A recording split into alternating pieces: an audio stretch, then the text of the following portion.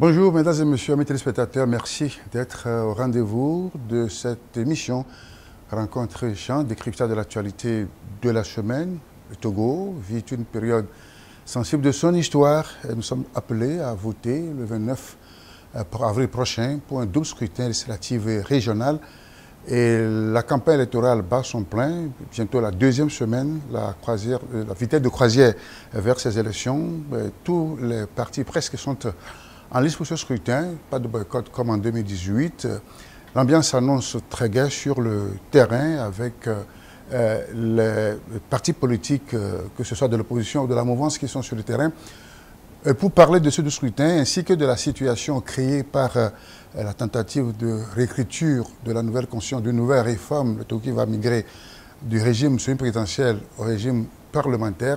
Nous sommes sur ce plateau entre confrères pour discuter de ces deux sujets majeurs, le temps de porter le regard de nos rédactions sur l'actualité telle qu'elle se passe ces derniers jours. Et pour en parler, à ma droite, Dr Francisco Napo Koura, vous êtes directeur de publication du journal Tampa Express. Merci de cette invitation. Merci, cher confrère Gérald. Merci pour l'invitation, parce que c'est un réel plaisir. C'est ma première fois même de mettre pied pas, dans ce somptueux studio de la TDS. On est flatté, hein? Ah non, c'est beau, il faut le dire. C'est cela. Vous avez accepté d'échanger avec votre confrère Ildefonse Akpaki.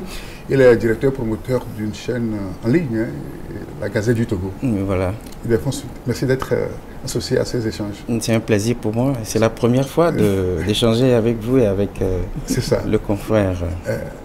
Tout à fait. Merci. Mais on va parler d'abord de nous-mêmes, hein, de nos organes de presse. Hein. Comment ça se passe? Une chaîne en ligne. Je vais commencer à tout hasard par vous, Ildefonse. Oui, mais je crois que...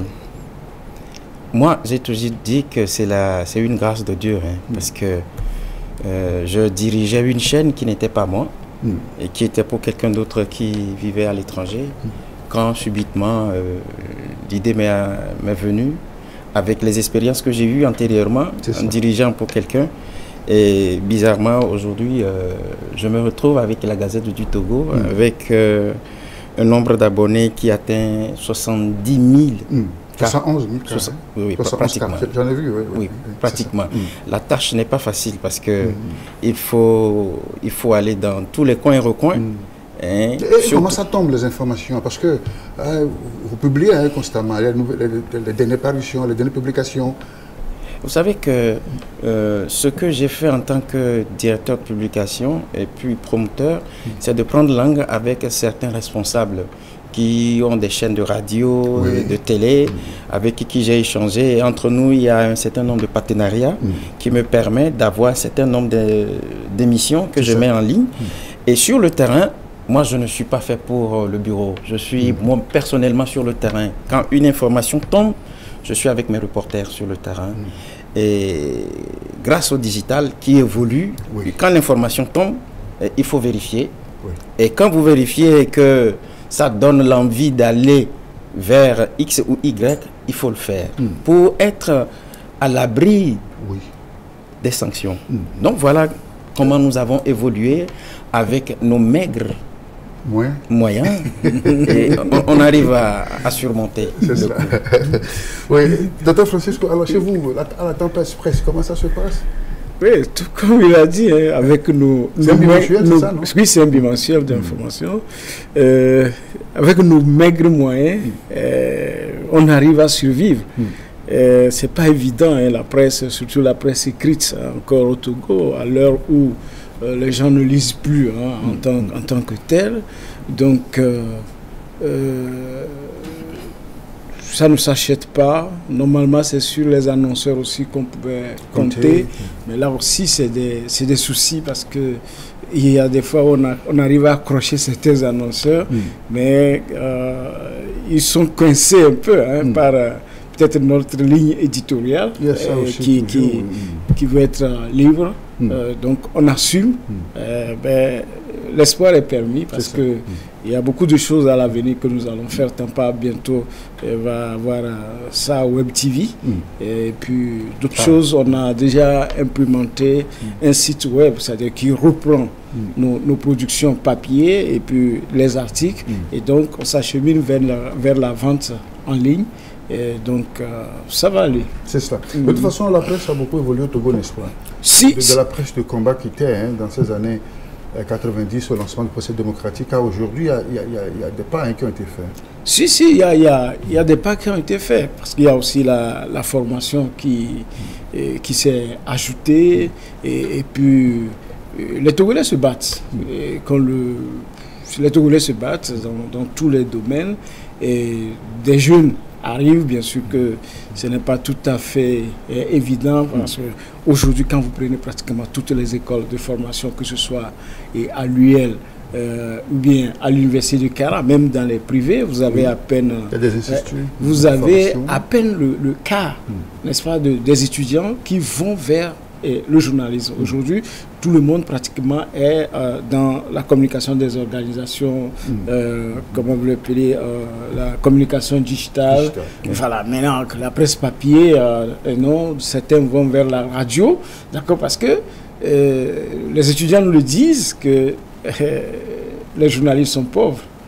D'accord, au Togo, les journalistes sont pauvres, et puis on n'hésite pas, n'est-ce pas, à poursuivre les journalistes togolais pour juste une réflexion. Vous allez voir, même les éditos, vous êtes encore un des rares à faire les éditos, vous savez ce que c'est.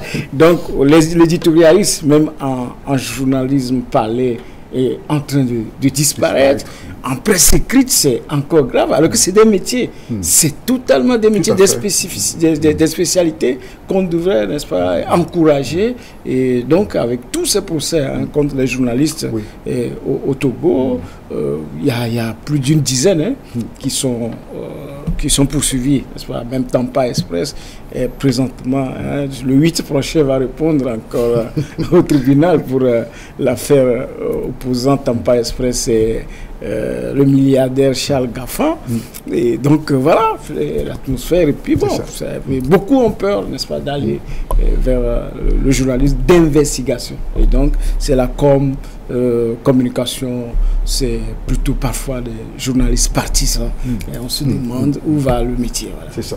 Très bien. Alors on termine là-dessus très rapidement. Je voudrais ajouter, si vous dites que le journalisme a évolué au Togo, peut-être au niveau du digital, parce que le confrère de Tampa a fait mention tout à l'heure d'un certain nombre de dysfonctionnements par rapport à tout ce que les journalistes rencontrent comme difficulté dans l'exercice de leur profession.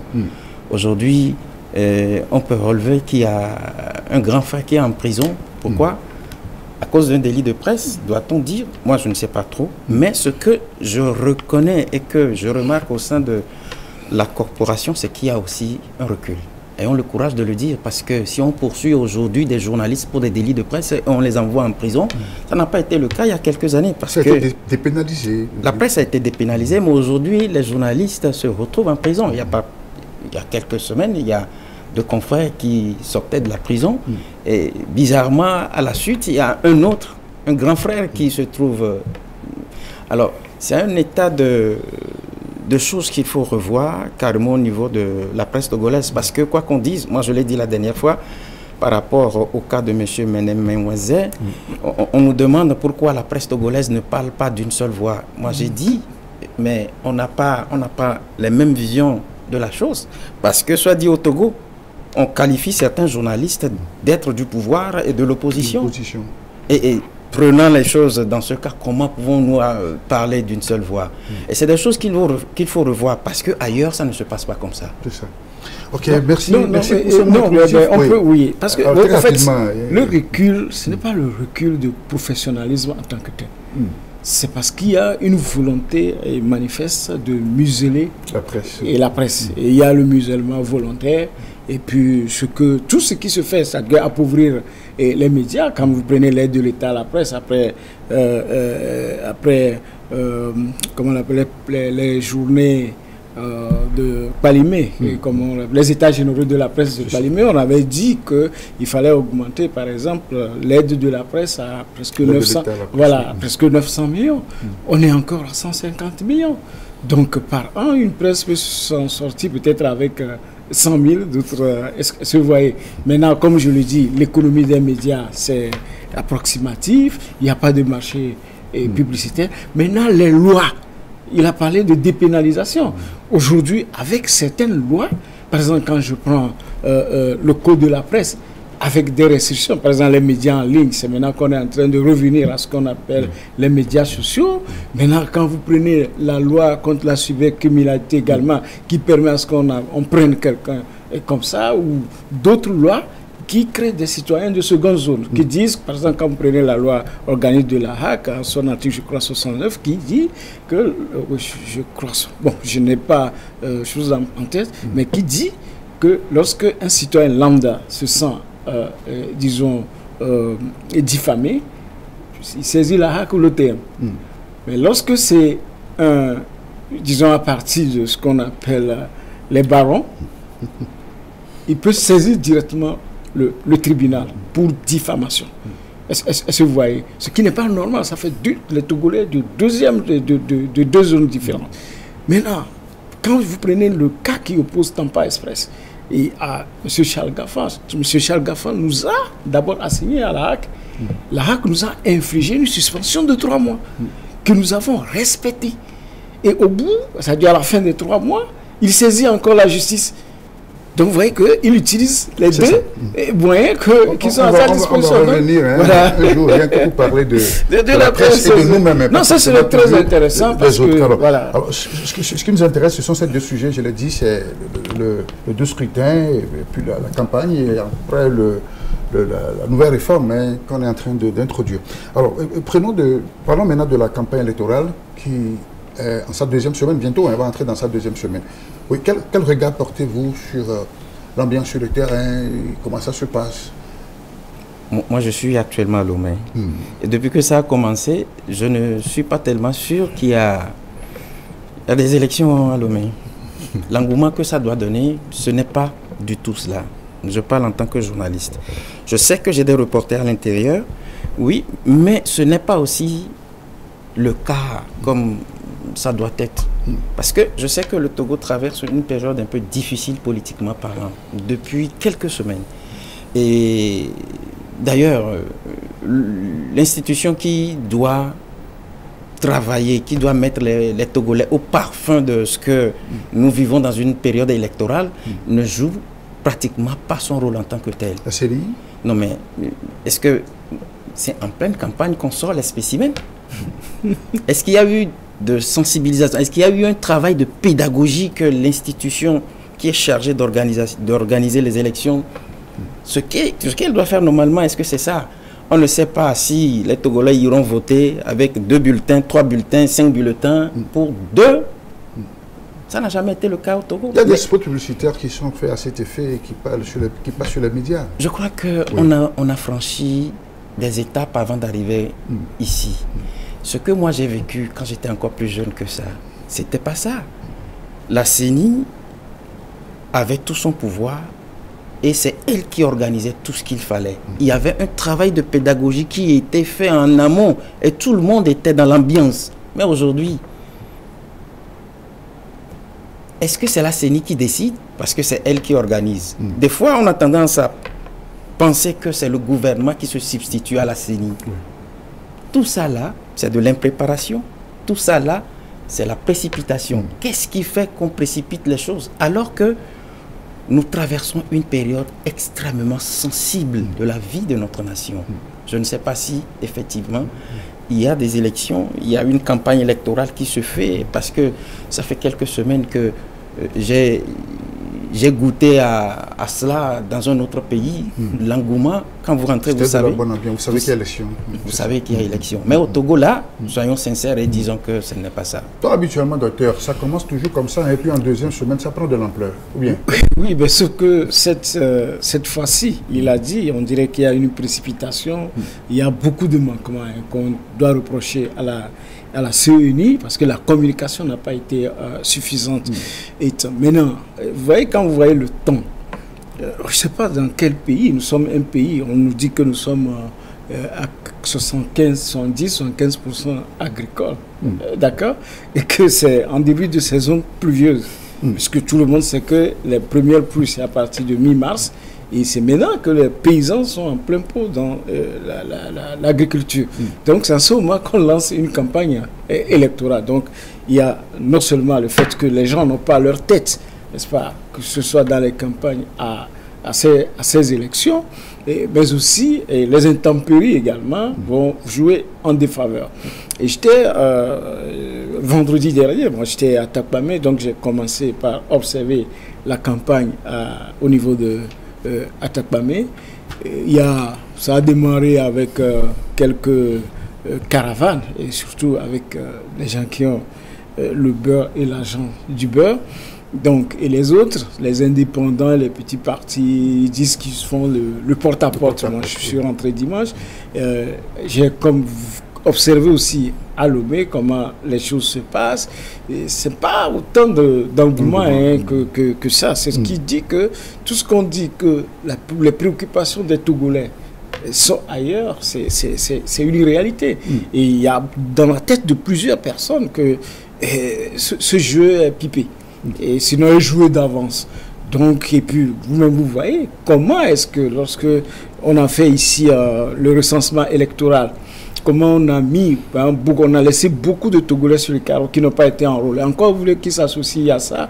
Comment vous voulez que la fête soit belle, la fête soit partagée par tous, si il y a l'apartheid d'autres Togolais n'ont pas été inscrits sur la liste électorale? Et je précise que le recensement qui a eu lieu, c'était au mois de, je crois, juin ou de 2023. La loi dit 6 mois après, il faut réviser la liste. La liste électorale. La liste électorale, parce que 6 mois après, maintenant nous tendons vers 1 an.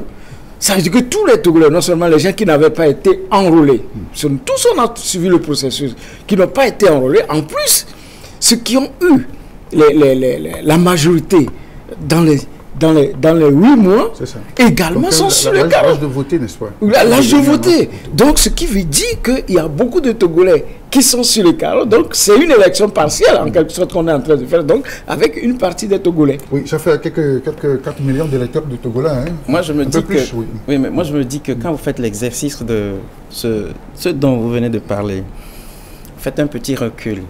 En 2018, la C14 a demandé aux gens boycotter, n'allez pas vous faire inscrire, n'allez pas voter.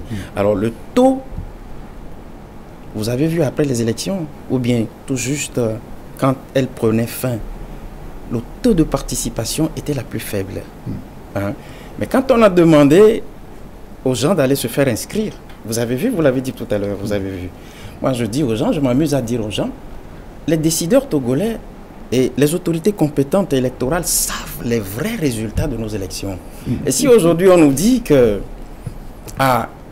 on ne peut plus augmenter le nombre de jours pour permettre à ces citoyens qui ont l'âge de voter d'aller se faire enrôler, ça veut dire qu'ils savent que ceux-là appartiennent à une classe donnée.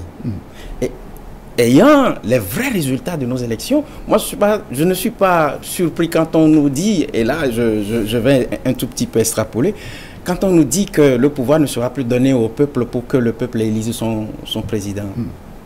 Ça voudrait dire qu'on sait très bien que ce n'est pas ce qu'on nous dit, la vérité des urnes.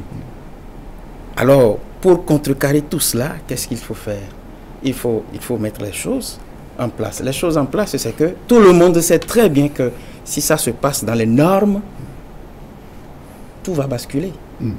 Oui, mais de toute façon, des fois, on ne peut pas présumer. Ce qui est sûr, il y a eu 2 reports qui devaient permettre en principe, n'est-ce pas, de régulariser certaines situations que vous déplorez.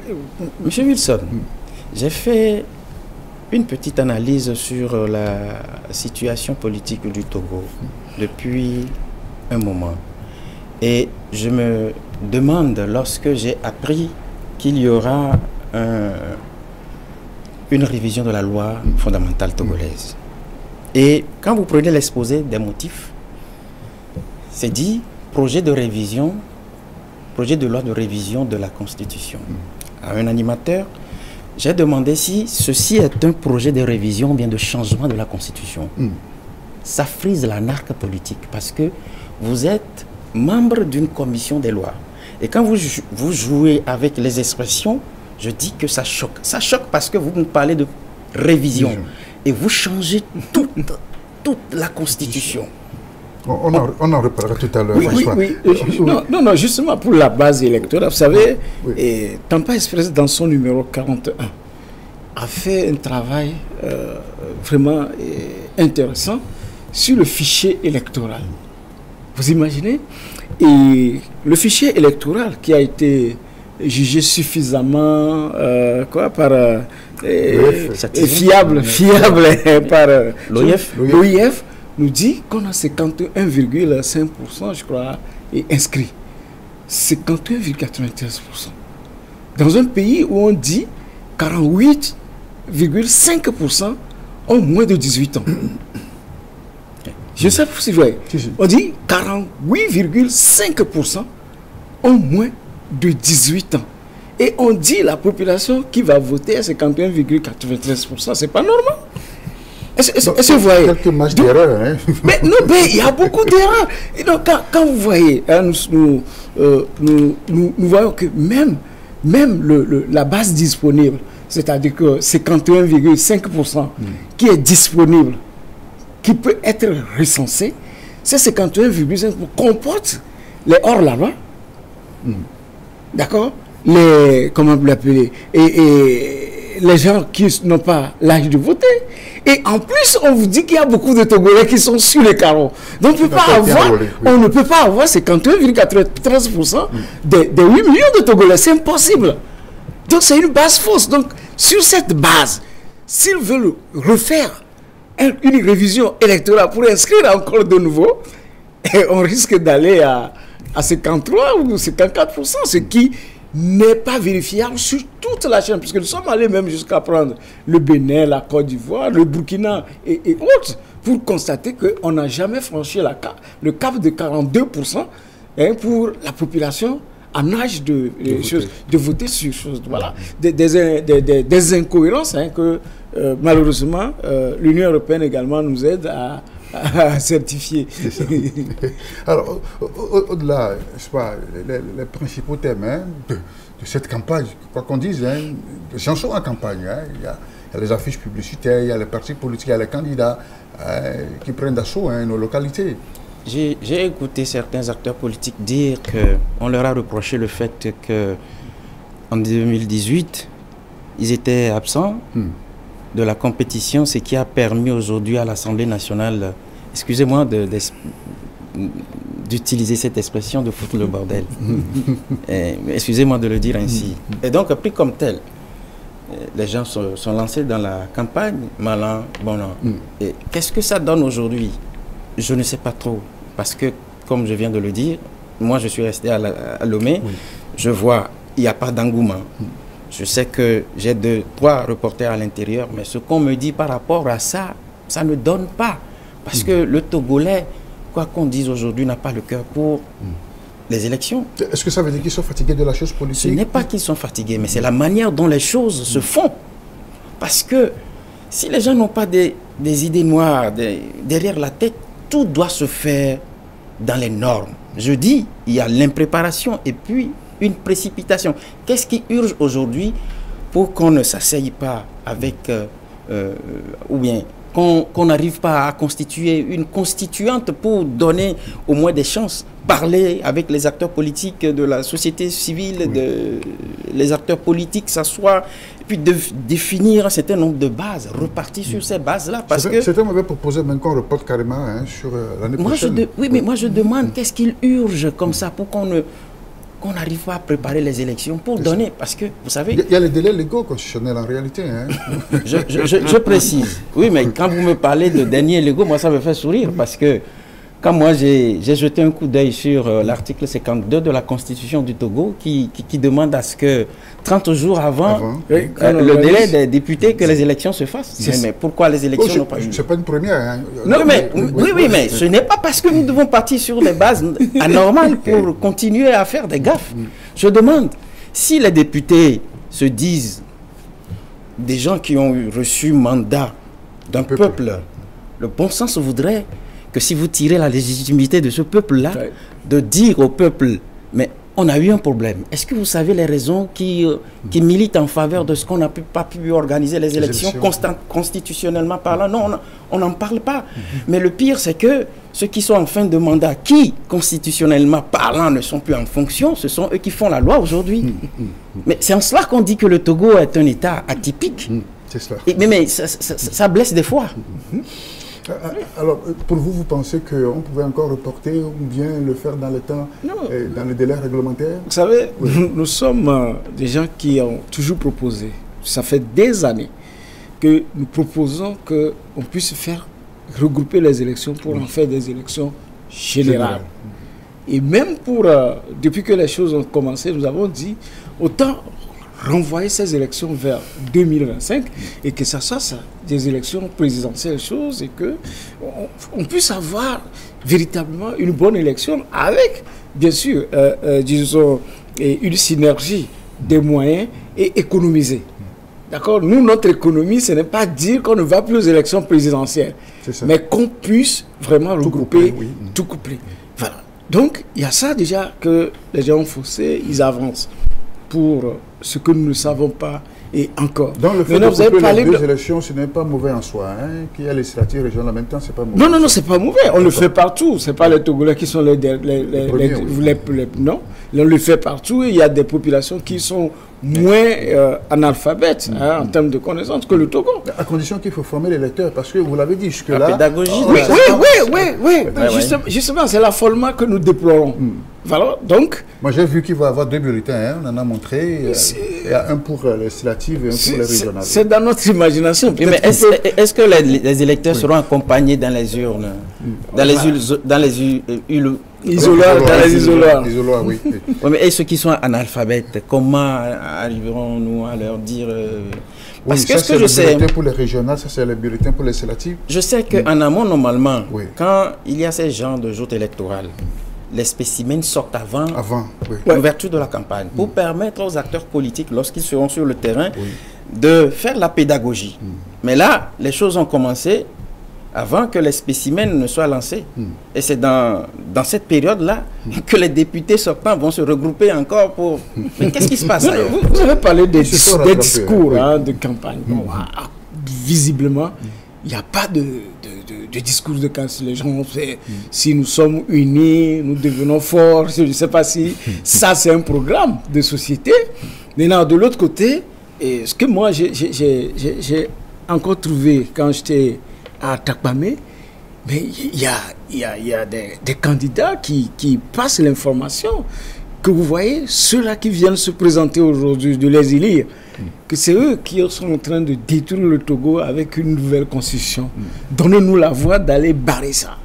Est-ce que vous voyez? Donc c'est un bâton que le système en place a donné. Et puis, il y a aussi des gens qui utilisent les dernières choses qui sont arrivées. Par exemple, AMU et affaire d'AMU, où assurance maladie, où c'est carrément une diminution de salaire du travailleur togolais, même des retraités et qui sont touchés. Bon, vraiment, le pouvoir même, toutes les inondations, choses, et les bassins de rétention qui tombent déjà, choses. Donc, le pouvoir même a donné une période, propice, et donné les bâtons par lesquels, n'est-ce pas, on va le frapper.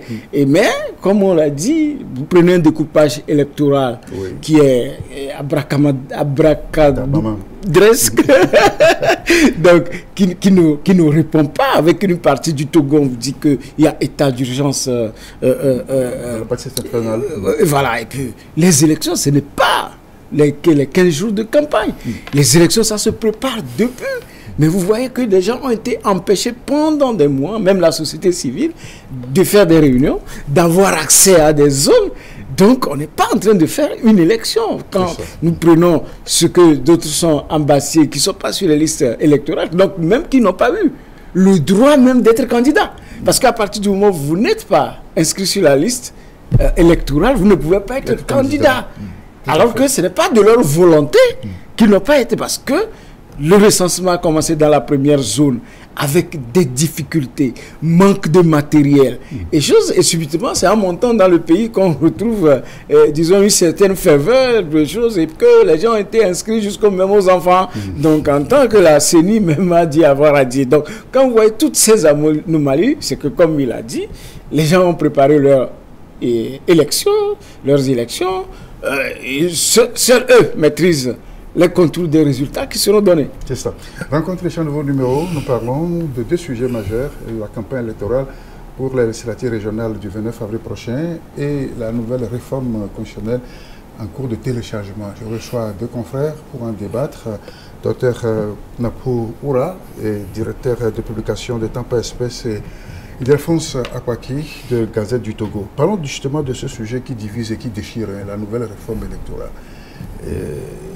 Alors, on a vu, pendant presque un mois maintenant, nos médias sont pris d'assaut par les gens du régime pour faire ce qu'on appelle le service après-vente en termes commerciaux d'entreprise, c'est-à-dire expliquer maintenant le texte, et puis l'opposition vend debout contre cette nouvelle réforme. Défense. Oui, mais vous savez, en tant que citoyen togolais, je suis très malheureux. Cette situation me rend vraiment malade parce que je ne comprends pas. Je n'ai pas assisté à la Première République, comment l'adoption de la Constitution... Comment elle est née, oui. Ouais, mais j'ai pu interroger l'histoire. De la Première République à la 4e, nous sommes. Je crois que les Togolais ont été soumis à l'exercice référendaire. Quand il faut parler de la loi fondamentale. On peut beau critiquer feu le général Eyadema, mais je crois qu'en 92, il a dit, c'est au peuple qu'appartient la souveraineté. Donc, il a demandé d'aller consulter le peuple. J'ai pu faire une analyse depuis 5 février 2005, où quand les gens ont pris l'habitude de faire du pouvoir politique, un pouvoir à vie, que ça commençait par tanguer un tout petit peu. J'ai vu tout ce qui s'est passé le 5 février 2005, suite au décès du général Eyadema, la vacance du pouvoir telle que prévue par la Constitution en son article 65. J'ai vu tout ce qui s'est passé. Mais je retiens quelque chose. La vacance du pouvoir qui doit être dite par la Cour constitutionnelle n'a pas été le cas. Là, nous parlons de la Constitution, de la loi fondamentale togolaise. C'est l'armée qui a remis le pouvoir à M. Faure. Quelques années plus tard, en 2019, quand M. Faure entamait son deuxième mandat, il y a eu un projet de révision de la loi. C'est là où on a sauté le verrou de la limitation des mandats. Et cette histoire de en aucun cas nul ne peut faire plus de 2 mandats a permis de voir que des praticiens de droit sont tombés dans le ridicule. Parce qu'on nous a dit une loi fondamentale est d'application immédiate. On l'a flanqué à M. Gilchrist en 2023. Mais là, on nous a dit qu'une loi fondamentale est rétroactive. On a crié, mais c'est parce que vous nous avez appris, quand nous avons abordé l'introduction à l'étude du droit, une loi, non. Mais on a vu des juristes qui ont défendu ça. Au terme de son énième mandat où il devait partir, on fait introduire un projet de loi. Et j'ai fait allusion tout à l'heure au titre de l'exposé des motifs en disant que il ne s'agit pas d'une révision. Il s'agit d'un changement. On a changé la République, mais on nous a menti en mettant les hommes de droit. Non, on est en train de changer. C'est pas encore changé. C'est pas encore changé parce que le chef de l'État n'a pas encore promulgué. C'est ça. Bon, maintenant, on a mis la charrue devant les bœufs. C'est ça. Ah ouais. Est-ce que ça a été le cas? Moi, je ne suis pas contre la manière dont les choses veulent être faites. Mais un État, c'est les lois. Mais quand on dit que le chef de l'État est le garant du respect de la Constitution, les clauses, les textes, et que c'est à lui, ou bien c'est lui qui demande à une législature qui est en fin de mandat d'aller relire la loi. Pendant tout ce temps, on organise une élection pour les changer. Moi, je ne comprends pas. C'est ça, oui, oui. Non, mais moi, je ne comprends pas. Expliquez-moi un peu. Oui, ben, donc il y a un certain nombre de députés qui ont introduit la loi. Qui sont en termes de mandat? Oui, en termes de mandat, on a dit que ce n'est pas la première fois, tant qu'on n'a pas encore élu leurs remplaçants qui ont pris fonction, c'est tout à fait normal. On poursuit les gens qui ont détourné ici, le lendemain ils sont nommés à des postes supérieurs, ils continuent pas à détourner. Donc c'est la même chose. Et ça, c'est une spécificité togolaise. Oui. Non, c'est sérieux.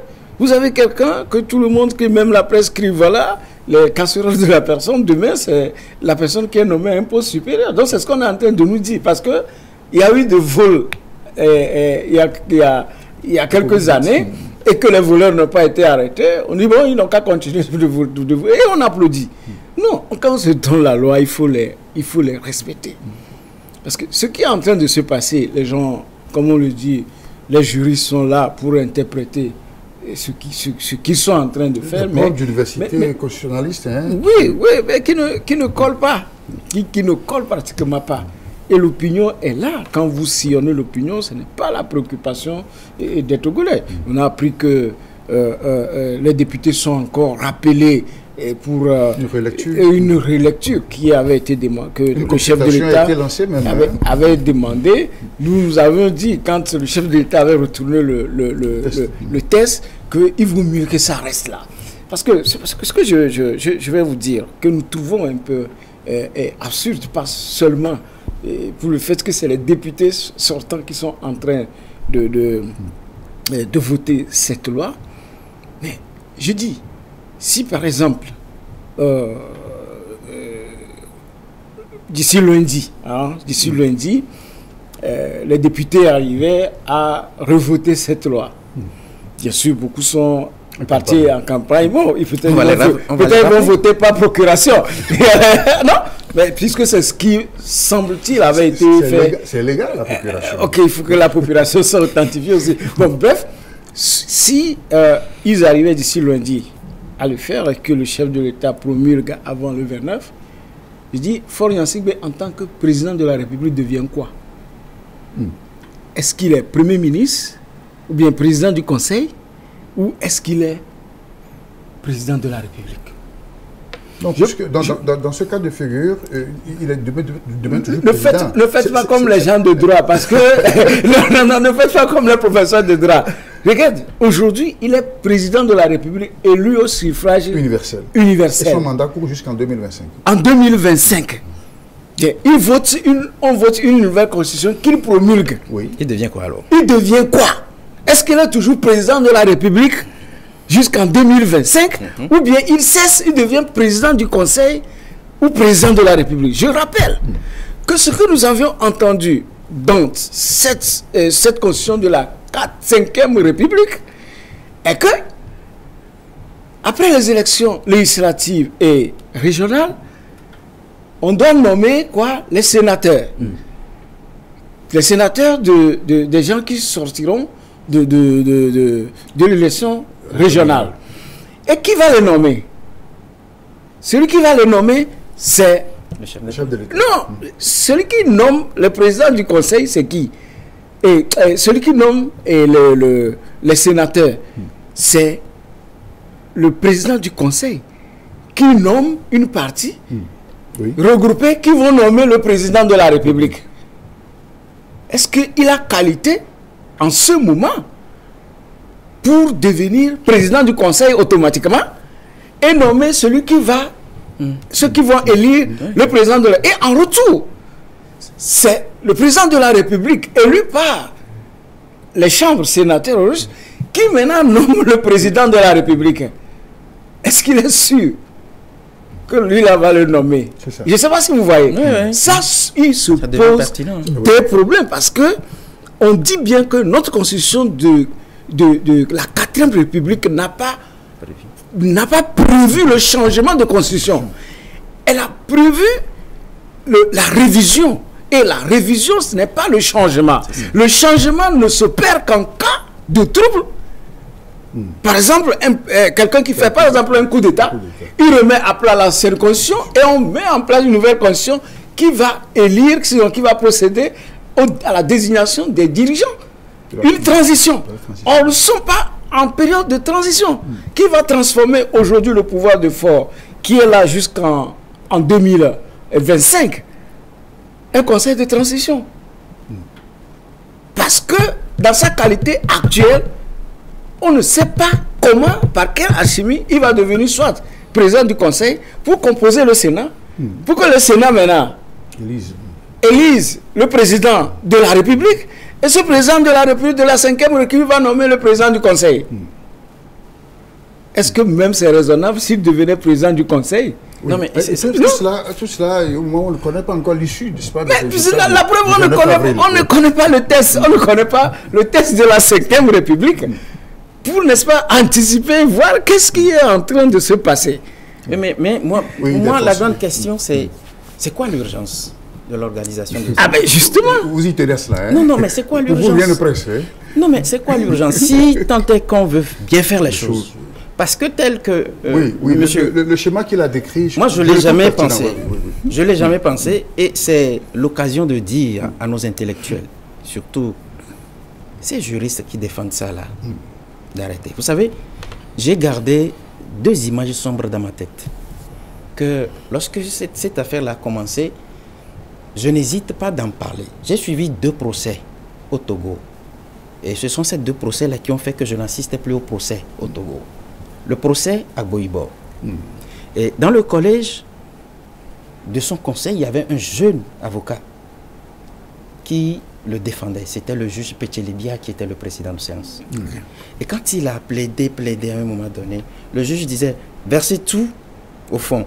Versez tout. » Même les exceptions sont versées au fond. Alors le jeune avocat, il était devant le président, il dit « Monsieur le Président, et pourtant c'est pas ce que vous m'avez appris. » Oui.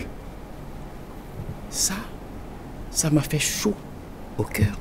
Et quand il revenait du prétoire, il pleurait. J'ai vu. Ça, c'était le procès à Boïbo. J'ai vu le procès Claude Améganvi. C'était la même chose.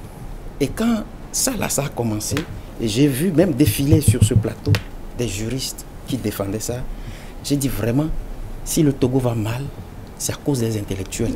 Parce que vous ne pouvez pas, en tant que professeur, en tant qu'enseignant, enseigner quelque chose aux étudiants et dans la pratique, vous faites le contraire. Vous détruisez la République.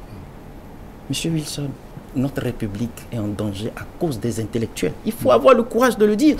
Tel qu'il vient de le dire, moi je ne l'ai jamais abordé sur cet angle-là. C'est pourquoi, puisque nous sommes des leaders d'opinion, lançons un cri au chef de l'État. Moi, je l'ai toujours fait. Il faudrait que lui qui a la manette, qu'il retire purement et simplement ce projet-là. Que les élections passent, qu'on donne la parole au peuple pour que le peuple tranche. Je crois que ça serait bien. Non, même si les élections passent, vous dites qu'à l'issue des élections, la formation de l'Assemblée nationale, vous parlez d'un thème de majorité, de minorité. Je vais vous donner un schéma. Le Togo a eu une élection législative en 2007. D'accord? Vous savez que le parti RPT, je prends RPT Unir, parce qu'aujourd'hui on ne peut plus les dissocier, puisque le chef de l'État même a la nostalgie. Il a eu la nostalgie du passé. C'est pas un péché. Hein? Oui, c'est bon.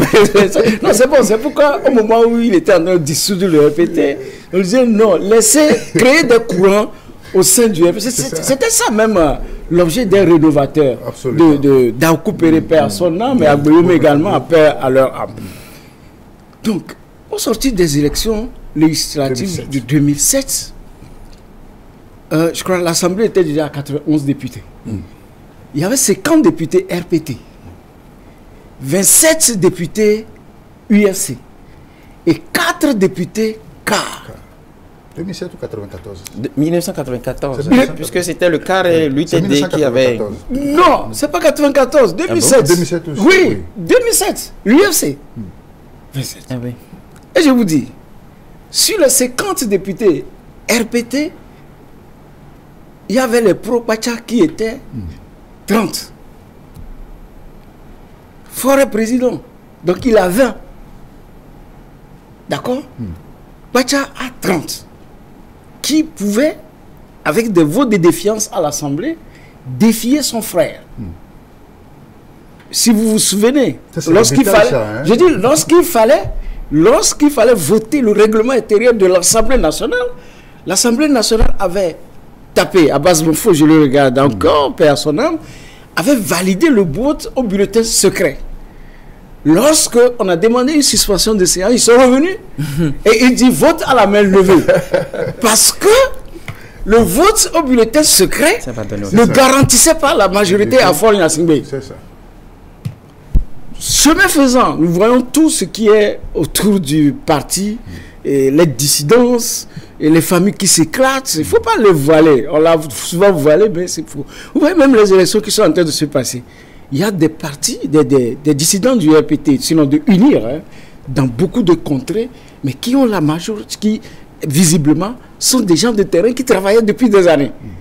Et donc après on a parachuté, bon, vous savez, quelques autorités pour dire ceux qui doivent être tête de liste, donc il y en a qui sont... Donc on peut se retrouver avec une Assemblée nationale, quand bien même on est en train de fuir l'élection suivante universelle, mais on peut se retrouver devant une Assemblée nationale unie. Mais lorsqu'il faut aller au vote au bulletin secret, que ça soit décevant pour... voilà. Oui. Je ne sais pas si vous voyez. Donc, en fait, il ne faut pas que les gens veuillent cacher le soleil avec la main. Ça ne se passera pas. Il faut revenir à la raison. Reprendre les tests de 94.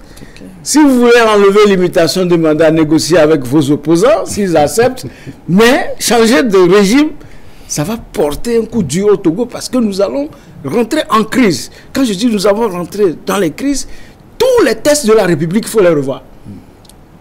Toutes les institutions de la République. En fonction de la nouvelle réforme. En forme de la nouvelle réforme. Ça veut dire que nous allons passer 2 ans, 3 ans en faisant des réformes. Et on n'aura rien.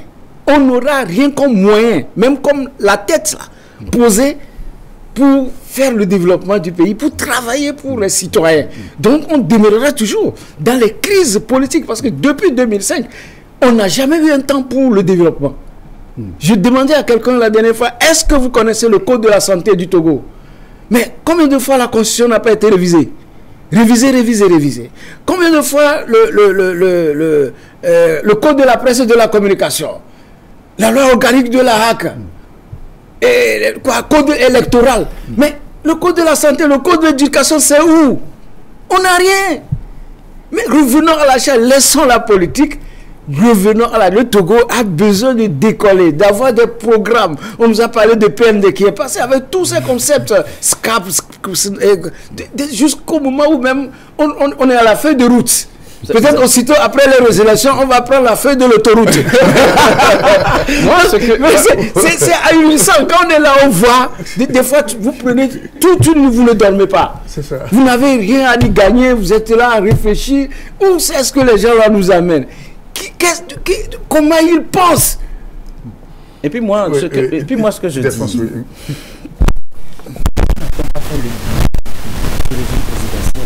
voilà sa faiblesse. Oui, ça fait 30 ans, c'est autre chose. Hein? Quoi? Ça fait 30 ans. Hein? Vous êtes pédagogue? Ça ne se fait pas comme ça. Si vous voulez me vendre un produit, vous me vantez la qualité du produit. On n'a pas fait le bilan du régime présidentiel ou semi-présidentiel.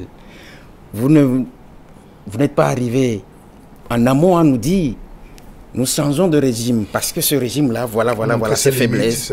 Voilà. Vous n'avez pas fait tout ça. Et vous mettez la charrue devant les bœufs. On vous dit calme.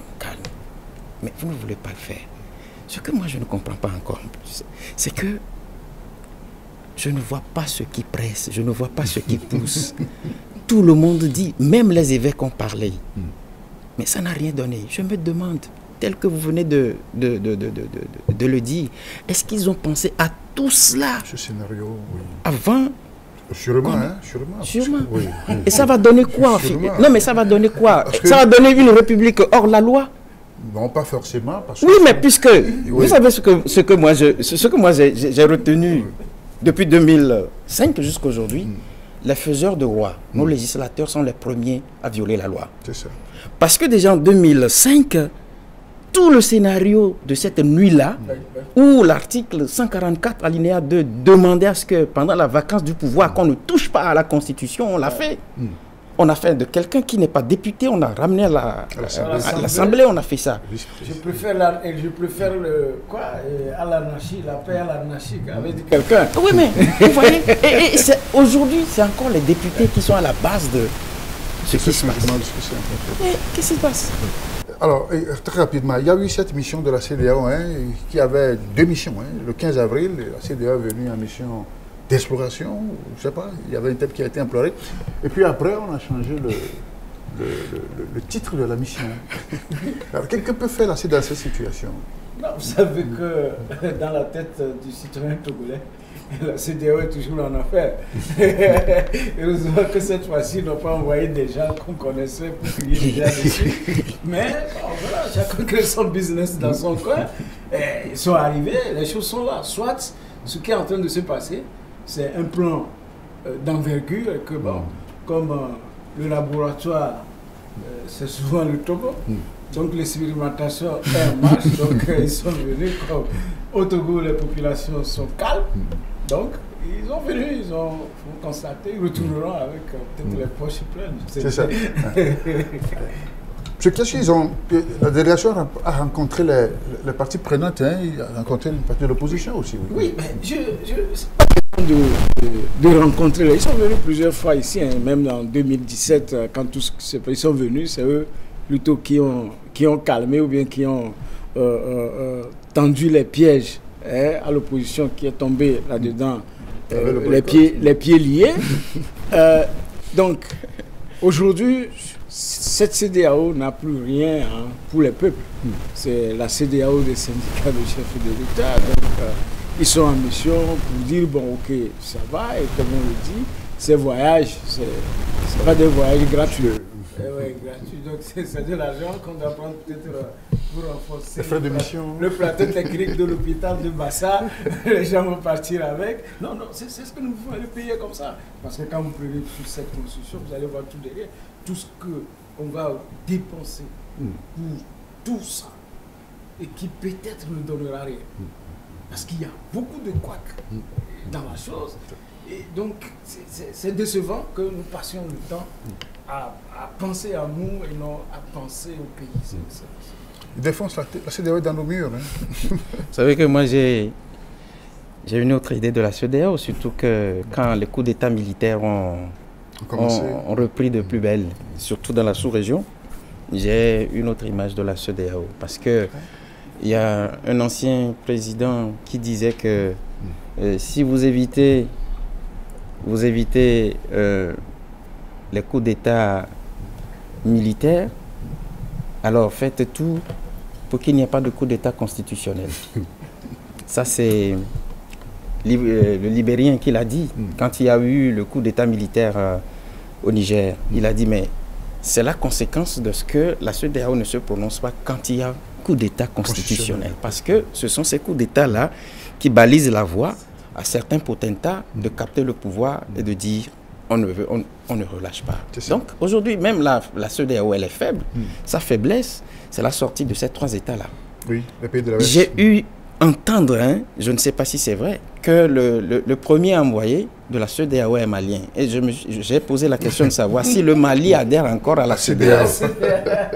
Je ne sais pas si c'est pour ça qu'ils ont changé. Il y a leurs fonctionnaires en fonction qui ne sont pas encore... Je ne sais pas. Voilà. Mais comme le confrère vient de le dire, en 2017, la CEDEAO s'est prononcée. Déjà en 2005, on a vu ce que la CEDEAO posait comme acte au Togo. En 2017, elle a trompé les opposants. Et aujourd'hui... Vous m'avez fait ça 2 fois. Vous pensez que je peux avoir confiance en vous? Non, mais vous reconnaissez que quand même que la CEDEAO en 2005, avec la pression internationale, c'est ça qui avait permis premièrement à Faure Gnassingbé de démissionner. Et à l'époque, je crois que... Alpha Makonare. Voilà, c'était Ouad qui disait aux jeunes candidats prétendants que vous avez l'argent, vous avez l'armée. aller peut revenir et gagner. Donc, c'est ça qui se passe. Et malheureusement, son fils Ouad, il a l'argent, mais il n'a pas l'armée. C'est parce que les institutions sont fortes au Sénégal. On a vu ce qui s'est passé au Sénégal. Ouais. Alors, tout à l'heure, Ildefonse critiquait la classe intellectuelle, surtout les profs d'université, mais il y a quand même une cinquantaine parmi eux qui ont signé une pétition de professeurs d'université quand même, hein, qui ont réagi à propos de la nouvelle réforme. Oui, je leur dis chapeau parce que ça voudrait dire... C'est courageux, hein, parce que ça veut dire que ça voudrait dire que dans la bergerie, il n'y a pas que... Vous savez ce que j'ai voulu dire? Et je crois bien que ceux qui ont signé ce document-là, sous réserve, je suis sûr qu'il y aura des pressions qui seront faites sur certains pour avoir vu leur nom et leur signature. Je n'ai pas encore l'information, mais connaissant le Togo et certaines réalités togolaises, on peut te convoquer ou bien t'adresser un courrier et te dire on a vu ta signature en bas de ça. Voilà ce qui t'attend. Mais non, ce qui est sûr... On a évolué, on a dépassé... Non, vous savez, il a dit quelque chose tout à l'heure qui m'a plu. Le RPT, on ne peut pas nous dire que ce n'est pas unir. Moi, je l'ai toujours dit. Les mêmes hommes, les mêmes méthodes, les mêmes techniques. Ça a été toujours la même chose. On n'a rien changé. Et les méthodes sont restées les mêmes. Donc, vous serez surpris un jour. Non, même au-delà des enseignants universitaires, bien sûr, il y a des retraités, il y a également des gens en fonction. Parce que les gens ont voulu croire qu'il n'y a que des retraités. Il y a également des gens en fonction qui ont signé. C'est vraiment un courage. Il y a une majorité silencieuse qui est là. Donc, comme on le dit, mais il faut penser également à celui qui a eu l'audace, comme Djeritama, de dire que non, nous ne sommes pas pour. Et clairement, il a prononcé. Et c'est un homme d'affaires. Il peut se retrouver demain avec zéro. Attendez, s'il n'a pas le quitus fiscal, s'il n'a pas le quitus social pour soumissionner à des biens, pour renouveler ses contrats, c'est fini. Vous voyez, donc c'est comme ça que pratiquement l'opposition, des gens ont été ruinés. Ils sont devenus... C'est pas la même chose en Côte d'Ivoire, au Sénégal, où les opposants ont les moyens. Ils ont les moyens d'affronter. Aujourd'hui, cette campagne électorale devait être une fête, l'offre électorale. On doit vivre des choses. Mais parce que d'autres sont pauvres. Ils ont sorti, je crois... une subvention qui n'est pas encore distribuée. La subvention, c'est en prélude. 150 millions. Vous savez, oui. C'est en amont, ce n'est pas au début. Non, mais on doit donner cet argent avant le début de la campagne. C'est très important, même pour les médias. Il y a un arrêté qui est sorti qui vote une subvention pour les médias. C'est en amont, ce n'est pas en aval. Est-ce que vous voyez? Très bien. Oui, pour clore. Rapidement. Oui, pour clore. Le confrère a dit quelque chose de très profond que moi j'ai vécu, parce que je sais que les gens taxent les opposants, bon, entre guillemets, ceux qu'on appelle opposants, et les personnes engagées, de ce qu'ils ne font rien pour le Togo. Pays. Moi, je connais de jeunes médecins qui sont membres du Synfot, qui avaient une clinique à Djidjolé. Vous savez ce qui leur est arrivé? Un redressement fiscal de 2 milliards. Ah oui? Non, c'est fermé. Non, parce que quoi? Ils sont désengagés. Si. Ils sont contre l'injustice. Je dis, même au sein du système, lorsque on vous sent un peu en retrait, un peu éloigné, vous pouvez devenir pauvre du jour au lendemain. C'est cela. Et on peut tout. Donc ce n'est pas seulement aux opposants que ça arrive, mais c'est tous ceux qui ont tendance à se dire, écoutez, essayons de faire mieux, essayons d'améliorer. La preuve où on est d'occuper les rénovateurs. C'était un grand groupe de personnes, mais lorsqu'on les a frappés dessus, bon. Voilà Très bien, chers confrères, merci pour ces échanges en studio, et ça éclaire ceux qui nous suivent, nous écoutent en cette campagne électorale. Alors, Ildefonse, très rapidement, on tire vers la fin de cette émission. Si on vous demandait de proposer un schéma de sortie, de situation dans laquelle on se trouve maintenant, dans votre tête, qu'est-ce que vous auriez imaginé? Le retrait pur et simple du projet de loi. C'est ça, pour ça que vous avez interpellé le chef de l'État? Oui, mais moi je l'ai toujours interpellé. Je l'ai même interpellé sur ma page plusieurs fois. J'ai dit, mais vous êtes le père de la nation togolaise. Pour que tout se calme, là, retirez le projet. Purement et simplement. Purement et simplement. Et vous verrez que les Togolais auront la paix du cœur. C'est cela. Et tout marchera, puisqu'il est le garant du respect de la Constitution et de tous les textes. Là. On applique les textes et puis tout marche. C'est ça. Ouais. Donc il faut attendre le soir du 29 avril pour voir s'il y a quelque chose à faire. Je crois qu'il doit le faire avant qu'on ne soit même au 29. Le retrait du texte. Il a le pouvoir de le faire. Il peut le faire. Merci. Docteur, la même question. Hein? Non, je partage entièrement les propos de Ildefonse. Et moi, j'ajoute, Faure Sigbe, c'est notre frère. Nous, on le connaissait avant qu'il ne devienne président. C'est parce qu'il est devenu président qu'on est loin maintenant. OK? Et ce qu'il y a, il faut voir, hein, l'homme, ce n'est pas le pouvoir use. Laisser en dehors qu'on se lève, on peut se parer et mettre les noirs partout pour reblanchir ses cheveux et autres. Je regarde chez vous si vous en avez mis. Donc, mais le pouvoir use. Et il y a encore un mandat de 7 ans dans dans les nouvelles réformes la ramener à 6 ans. Voilà, non. Dans les réformes, quand je dis dans les réformes de la 4e République, d'accord. Il y a encore un mandat de 5 ans après février, je crois, 2025. Soit il demande aux Togolais, permettez-moi de faire ce mandat pour faire une transition, relancer le pays sur la rail pour que tous les Togolais du nord au sud, que les réfugiés rentrent. On a tellement de prisonniers. Je me demande comment est-ce que vous pouvez réussir une élection dans des conditions normales avec autant de prisonniers politiques. On le disait depuis, sortez des gens de prison. La famille, tout le monde est mélangé. Il a l'obligation de faire. Et ce n'est que sur la constitution de la 4e République. Si le fait c'est bon, les Togolais lui diront, allez faites-nous le 5e, le dernier mandat, mettez cette transition pour qu'on passe à autre chose. Sinon, le pays a reculé et les autres avancent, ils sont aussi dans les constitutions semi-présidentielles.